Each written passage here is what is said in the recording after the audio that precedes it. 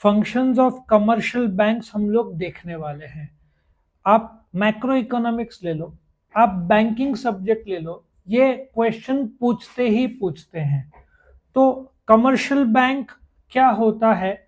जो deposit accept करता है, सपोजिटली 1 लाख रुपया, उससे कर्जा देता है, ठीक है। तो उस हिसाब से फंक्शंस का डिराइवेशन किया गया है। ये जो क्वेश्चन है, पूरा बड़ा क्वेश्चन आया तो 8 से 10 मार्क का आता है, लेकिन कभी कभार कई बार हो सकता है सिर्फ प्राइमरी फंक्शन पूछे, कभी कभार सेकेंडरी में सिर्फ एजेंसी पूछे, कभी कभार यूटिलिटी पूछे, इसके अंदर के ऑब्जेक्टिव्स आए।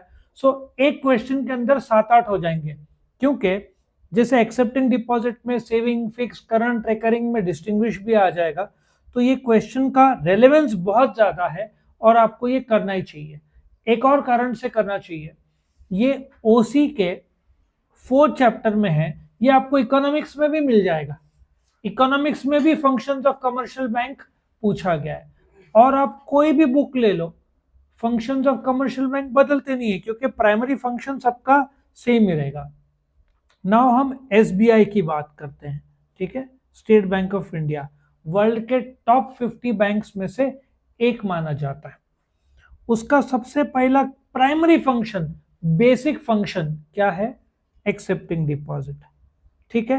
नाउ 2 प्रकार के डिपॉजिट होते हैं, मैं बताता हूं। नाउ सपोजिटली एक इंसान है, ठीक है, वो जाकर स्टेट बैंक ऑफ इंडिया में पैसा जमा करता है। वो स्टेट बैंक ऑफ इंडिया के लिए क्या हुआ? डिपॉजिट हुआ। डिपॉजिट 2 प्रकार के होते हैं, टाइम डिपॉजिट और डिमांड डिपॉजिट। टाइम डिपॉजिट में 2 भाग है, फिक्स डिपॉजिट और रिकरिंग डिपॉजिट। और डिमांड डिपॉजिट में 2 भाग है, एक तुमने अकाउंट सुना होगा ना, सेविंग्स अकाउंट, और एक करंट। जब मैं सेविंग्स अकाउंट में डिपॉजिट करता हूं उसको सेविंग डिपॉजिट बोलते हैं। जब मैं करंट अकाउंट में डिपॉजिट करता हूं उसको क्या बोलते हैं? Current deposit. तो जब आप सपोजिटली आपने 1 लाख रुपया एसबीआई में जमा किया, टाइम डिपॉजिट मतलब एफडी या रिकरिंग, जो कुछ समय के लिए है, जो तुम तुरंत विड्रॉ नहीं करेंगे। डिमांड डिपॉजिट जो तुम तुरंत विड्रॉ करोगे। तो एसबीआई को क्या मिला? ये डिपॉजिट मिला। एसबीआई के लिए क्या है? लायबिलिटी है। सपोजिटली ये मिस्टर ए है, इसी पैसे से बैंक एसबीआई लोन देगा मिस्टर बी को, ठीक है। ये मिस्टर बी हो गया। सो ये जो लाख रुपए में से कर्जा दिया बी को, तो लेंडिंग हुआ। इसका मतलब प्राइमरी काम बैंक का डिपॉजिट लेना और उस पैसे से क्या करना? कर्जा देना, granting of loans and advances, ठीक है। नाउ अभी हम बात करते हैं डिपॉजिट में। वैसे तो ये आगे डिस्टिंग्विश भी आएगा, आपने इधर से नहीं करके इसी चैप्टर के एंड में जो डिस्टिंग्विश किया और उसके पॉइंट्स इधर लिखे तो भी चलता है। पहला, फिक्स डिपॉजिट। फिक्स डिपॉजिट क्या है? आप कुछ फिक्स समय के लिए रकम रखते हैं। It can be as low as 15 days, as high as 5 years, 10 years के लिए। तुम बीच में वो विड्रॉ नहीं करते फिक्स डिपॉजिट से। हालांकि ये इन दिनों में एफडी का, जिसको शॉर्ट में फिक्स डिपॉजिट को एफडी बोलते हैं, इसका इंपॉर्टेंस बहुत कम हो गया है। कारण क्या है? लोग अभी म्यूचुअल फंड में शिफ्ट हो रहे हैं और खास करके एसआईपी में डाल रहे हैं। जो दवाइयां का सेल होता है, ऐसा सोचो 15 से 16 हजार करोड़ महीने का होता है, और एसआईपी में पहली बार इंडिया के हिस्ट्री में 20,000 करोड़ हुआ है। मतलब कि लोग दवाइयों से ज्यादा एसआईपी में पैसा डाल रहे हैं। इसका मतलब एफडी का इंपॉर्टेंस कम हो गया है। कारण क्या है? एफडी आपको ब्याज दर 6 to 7% देगा, म्यूचुअल फंड हो सकता है 12 to 15% दे, ज्यादा भी देता है। सो म्यूचुअल फंड में लोग ज्यादा निवेश कर रहे हैं। फिक्स्ड, इसलिए बैंक स्ट्रगल कर रहे हैं कि लोग एफडी नहीं करा रहे हैं। बुजुर्ग लोग, गांव के लोग थोड़ा बहुत कराते हैं, यंगस्टर्स तो बिल्कुल नहीं कराते। क्योंकि 1 लाख तुमने जमा किया, साल के अंत में तुमको मैं बताऊंगा चलो 60% देता हूं मैं, 7,000 मिलेगा। तुम बोलोगे 1 लाख पे सिर्फ 7,000, वही म्यूचुअल फंड 15-20 हजार देगा, शेयर बाजार हो सकता है 30,000 दे, तो तुम कहाँ निवेश करोगे? Mutual fund, stock market. इसलिए एफडी लोग कम कर रहे हैं और बैंक के पास डिपॉजिट, क्योंकि एफडी जब आता है बैंक को पता है कि ये आदमी 1 साल उठाएगा नहीं, तो बिंदास उसमें से उठा के कर्जा दे सकता है बैंक। लेकिन सेविंग्स अकाउंट में आज 1 लाख लिया, कल के कल विड्रॉ कर लिया, तो बैंक कर्जा कैसे देगा ना। तो एफडी लोन देने के लिए बैंक का एक बहुत सही और सेफ तरीका रहता है, लेकिन लोग खुद ही एफडी कम कर रहे हैं, इसलिए बैंक में थोड़ा लिक्विडिटी का प्रॉब्लम आ रहा है। सबसे ज्यादा इंटरेस्ट एफडी में रहता है।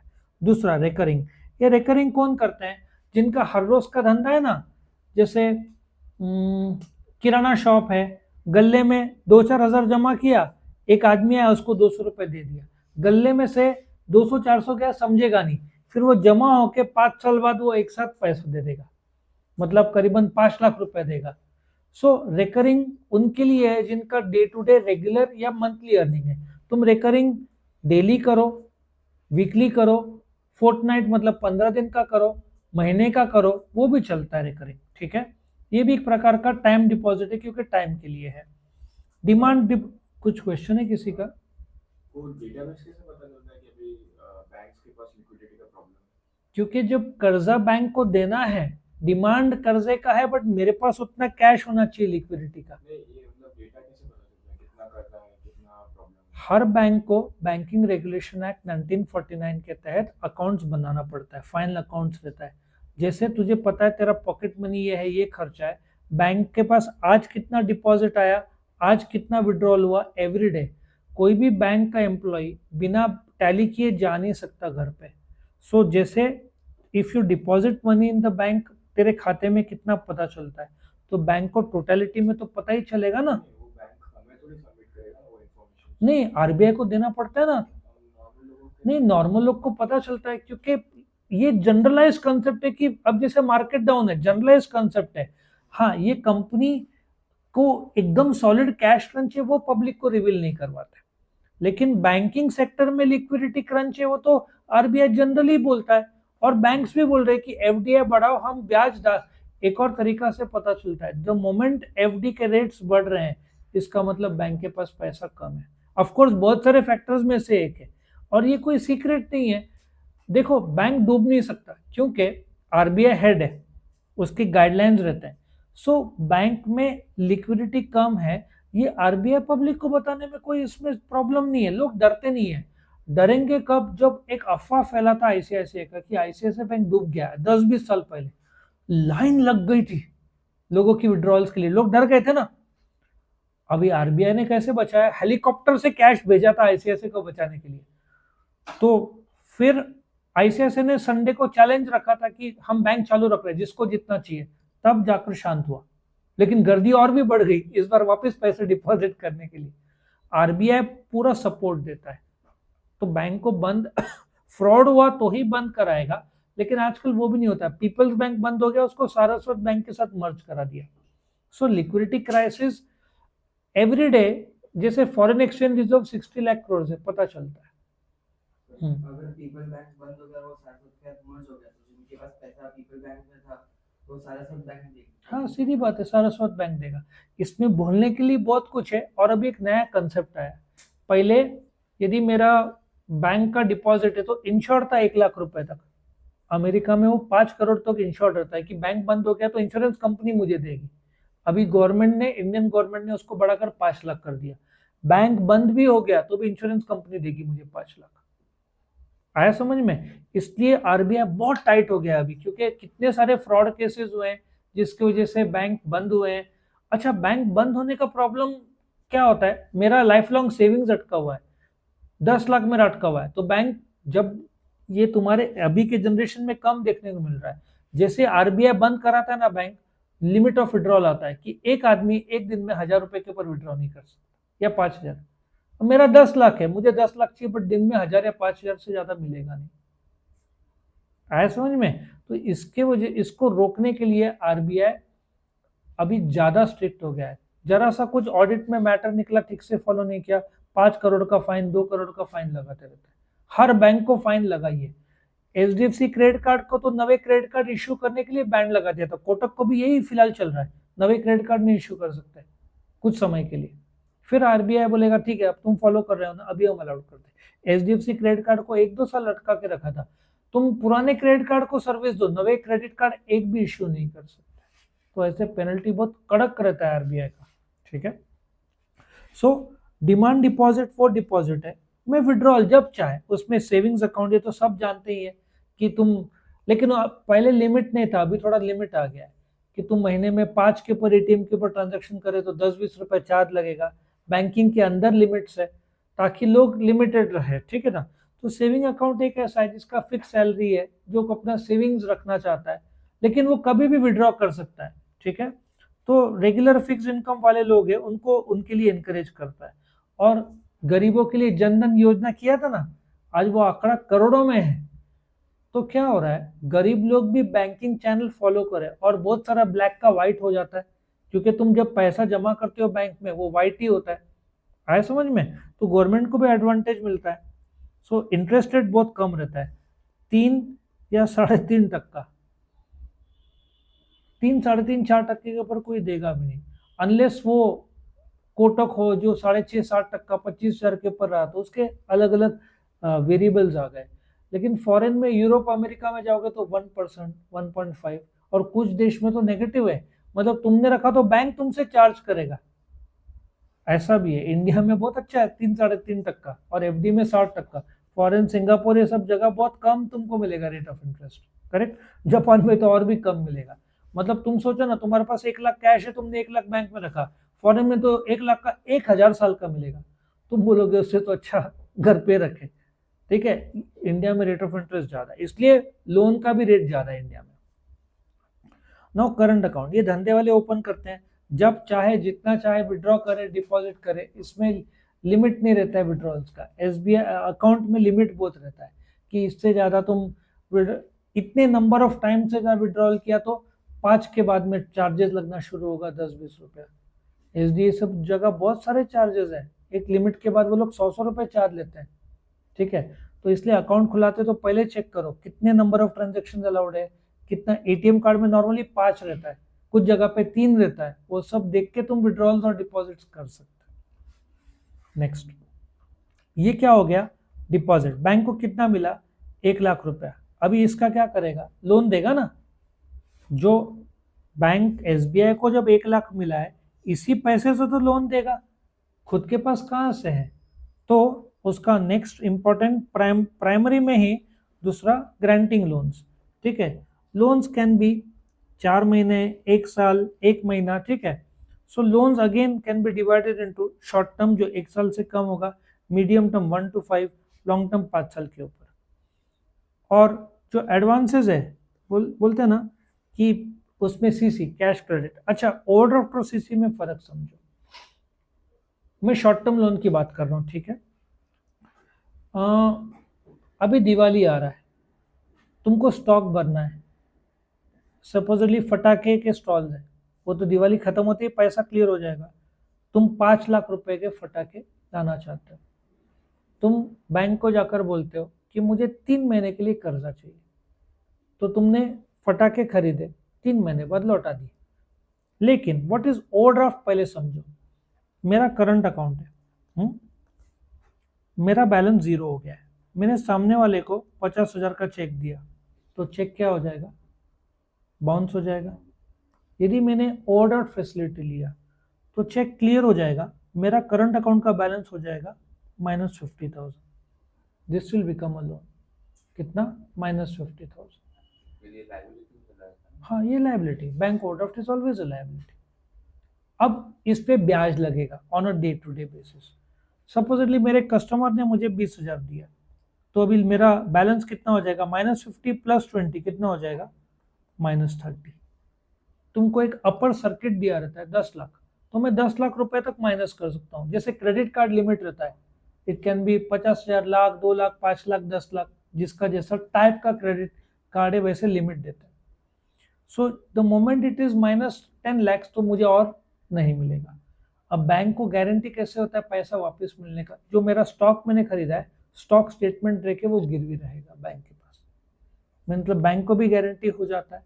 सो दैट इज ओवरड्राफ्ट, जहाँ पे वो करंट अकाउंट में मिलता है, सेविंग्स में नहीं मिलता, कि मैंने अपना गिरवी रखा है पैसा, स्टॉक गिरवी रखा है, मेरा बैंक अकाउंट बैलेंस माइनस में, सेविंग्स अकाउंट में नहीं मिलता है ओवरड्राफ्ट फैसिलिटी, सिर्फ करंट अकाउंट में मिलता है। रेट ऑफ इंटरेस्ट जो आपस में नेगोशिएट करो 10 और 15 के बीच में पकड़ लो, वो मुझे जो outstanding balance at the end of the day जो माइनस है उस पर ब्याज लगता है, और जैसे ही पैसा जमा हुआ बैंक में तो माइनस कम होते जाता है। This is how current account में लिया जा सकता है। Discounting of bill of exchange, again ये बिल ऑफ एक्सचेंज अकाउंट्स में एक चैप्टर है।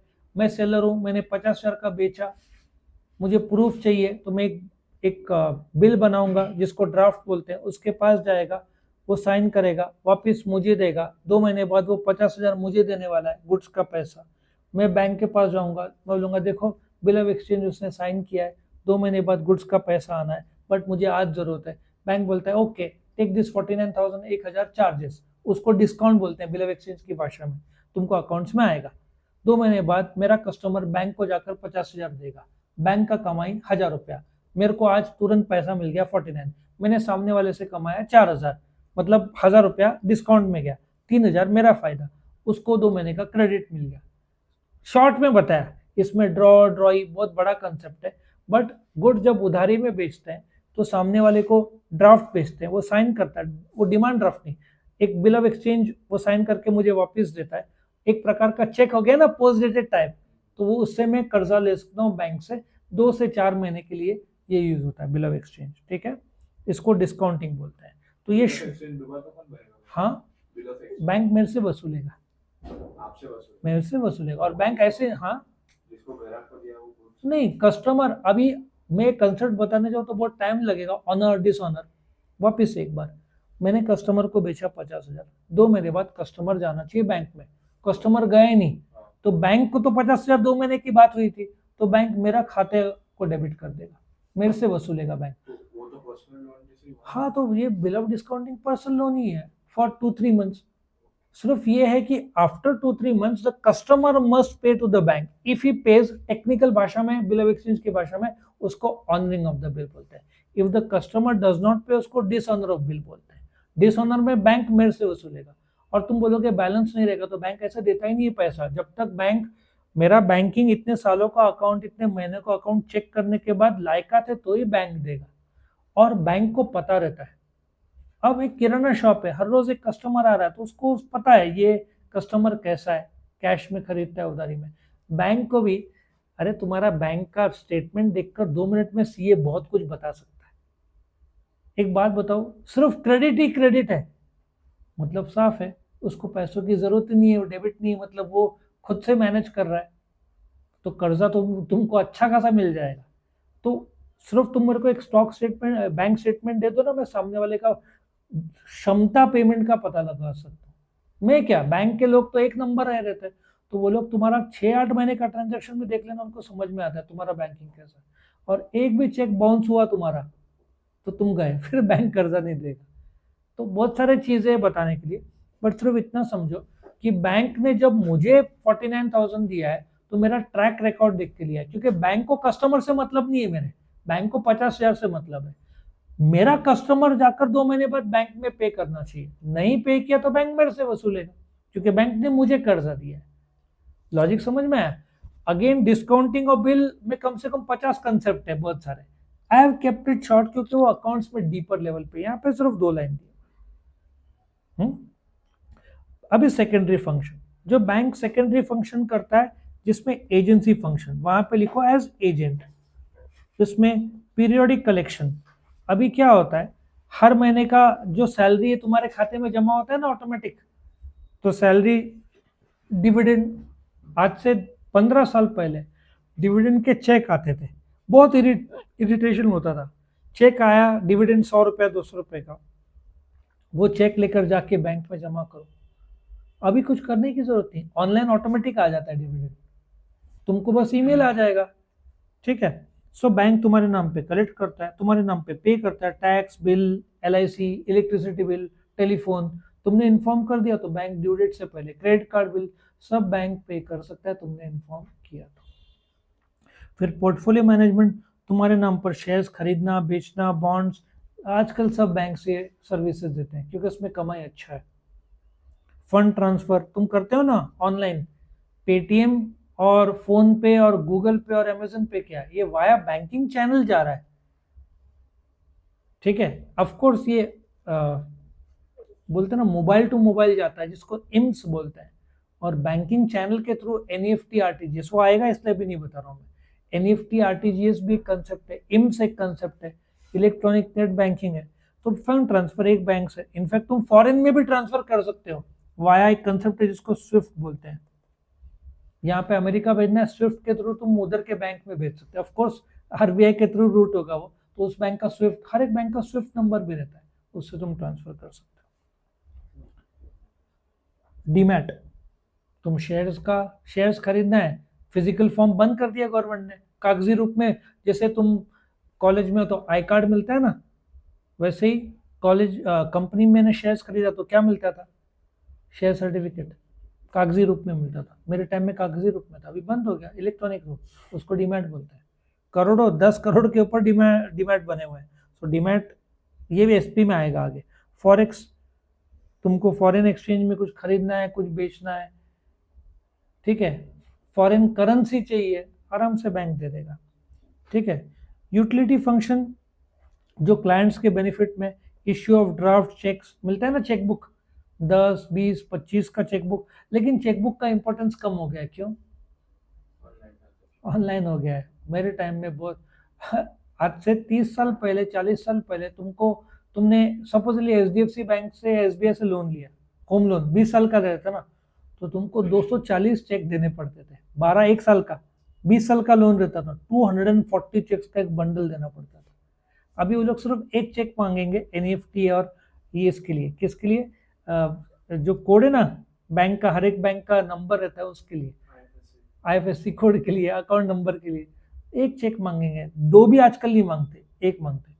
पहले डीमैट अकाउंट खोलने के लिए 15 दिन से 1 महीना लगता था, अभी 5 मिनट में खुल जाता है। टेक्नोलॉजी बहुत अच्छा हो गया इंडिया का। लॉकर फैसिलिटी, उसमें छोटे लॉकर, बड़े लॉकर रहते हैं। तुमने कभी लॉकर देखा होगा तो उसमें 2 चाबी रहता है, तुमको एक चाबी देंगे, ओरिजिनल बैंक के पास चाबी रहेगा। सो लॉकर एक चाबी से नहीं खुलता, दो, एक सेंट्रल चाबी उनके पास रहता है, और तुमसे चाबी गुम गई तो तुम्हारा 5,000 रुपये, तो कम से कम एफिडेविट कराना, 5-6 हज़ार का फटका बैठेगा तुमको, बहुत संभाल के रखना पड़ता है वो चाबी। लॉकर फैसिलिटी, उसमें तुम वैल्यूएबल्स रख सकते हो, गोल्ड और डायमंड्स और ये सब, ठीक है। प्रोजेक्ट रिपोर्ट, तुमको पोल्ट्री डालना है तो बैंक सीए के पास रहता है, बैंक के पास भी रहता है। इतने सारे लोग अप्लाई करते हैं कमर्शियल लोन, तो उनके पास ऑन पेपर रहता ही है, तो प्रोजेक्ट रिपोर्ट मांगा तो वो भी दे देंगे। गिफ्ट चेक, उसका ज़माना तो बहुत कम हो गया है कि मुझे किसी को कैश देने के बजाय मैं गिफ्ट चेक दूंगा, वो जाकर बैंक से विड्रॉ कर लेगा, लेकिन वो सब एनईएफटी सब की वजह से उसका लोड कम हो गया। अंडरराइटिंग सर्विसेज क्या होता है? अंडरराइटिंग सर्विसेज में जैसे कि अभी Hyundai का शेयर आएगा कितना, 25,000 करोड़, लोगों ने पैसा ही नहीं दिया Hyundai को, तो उनका लॉस हो जाएगा। तो अंडरराइटिंग सर्विसेज में लोगों ने नहीं दिया, तो बैंक अंडरराइटिंग सर्विसेज के तहत Hyundai को 25,000 करोड़ देगा। सो अंडरराइटर एक प्रकार का गारंटी कि जब तुम शेयर पब्लिक में लाते हो, पब्लिक ने पैसा नहीं दिया, तो बैंक कंपनी को दे देगा, 25,000 करोड़ बैंक दे देगा, और इस पे अंडरराइटिंग कमीशन मिलता है 1 से 2%।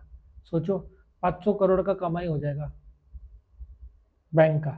ये अंडरराइटर जो भी होगा Hyundai का, और अंडरराइटिंग कंपलसरी है, नहीं मिला पैसा तो अच्छा, 25,000 करोड़ में 20,000 करोड़ मिला, बैंक ने 5,000 करोड़ दिए, लेकिन फिर भी 25,000 करोड़ पे अंडरराइटिंग कमीशन देना पड़ता है, क्योंकि गारंटी पूरा रकम का लिया ना, बहुत बड़ा कमाई का जरिया है। ये सिर्फ बहुत बड़े बैंक से कर सकते, छोटे बैंक का कोई काम नहीं। गोल्ड रिलेटेड सर्विस, अभी आजकल गोल्ड फंड, गोल्ड ETF सब आया है, तुम गोल्ड फिजिकल रूप में नहीं, इलेक्ट्रॉनिक रूप में खरीद सकते हैं, बहुत ट्रेंडिंग हो रहा है, धीरे धीरे आगे गोल्ड ETF बहुत आगे बढ़ेगा, नॉलेज अभी लोगों को नहीं है। लॉकर्स में गोल्ड रख सकते हैं। फिर इसमें ई बैंकिंग सर्विसेज है, ये अलग से क्वेश्चन में लूंगा। तो तुम्हारा ये क्या था, फंक्शंस ऑफ बैंक, यहाँ तक फंक्शंस ऑफ बैंक आएगा, एजेंसी और यूटिलिटी। ई बैंकिंग अलग हम वीडियो में देखेंगे। तो यहाँ पे खत्म होता है।